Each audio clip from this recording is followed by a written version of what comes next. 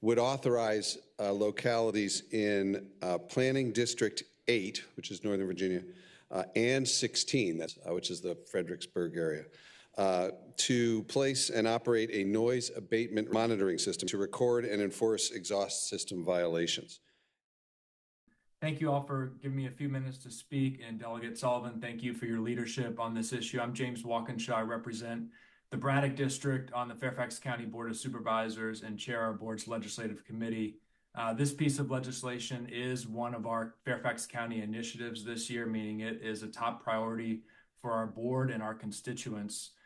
Starting in 2021 and continuing to this day, Fairfax County, and I think it's true to say all Northern Virginians, have experienced an epidemic of illegal loud exhausts that create high levels of noise pollution.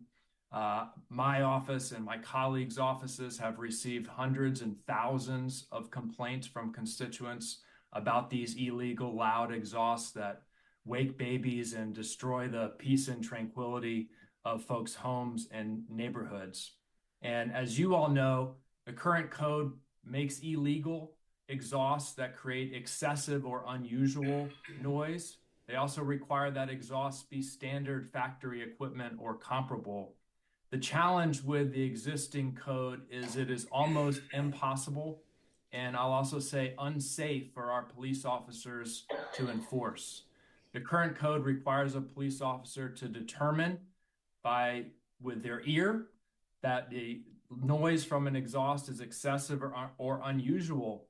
It also all but requires them, if they stop a vehicle, to, on the side of the road, look underneath the vehicle to determine that the exhaust is not standard factory equipment. Our officers don't obviously have the expertise to do that, nor would we ask them to lay down underneath a car on the side of the road to determine whether a vehicle's exhaust is in compliance with the Code of Virginia or not. We tried last year with legislation to add a review of the exhaust, the muffler, to the state safety inspection process. That legislation died in subcommittee. So we're trying a different approach this year with the automated noise enforcement that Delegate Sullivan outlined. We think this is a tool that can make our enforcement of the law effective, efficient, and safe for all involved. We would implement it in the same way that we've successfully implemented the school zone speed enforcement camera program, which has been successful in bringing down speeds and is not a revenue generator for Fairfax County by any stretch of the imagination. As Delegate Sullivan noted, this technology is being utilized right now in jurisdictions across the United States, in Knoxville, Tennessee, and New York, and France, Australia, and an exotic place called Montgomery County, Maryland.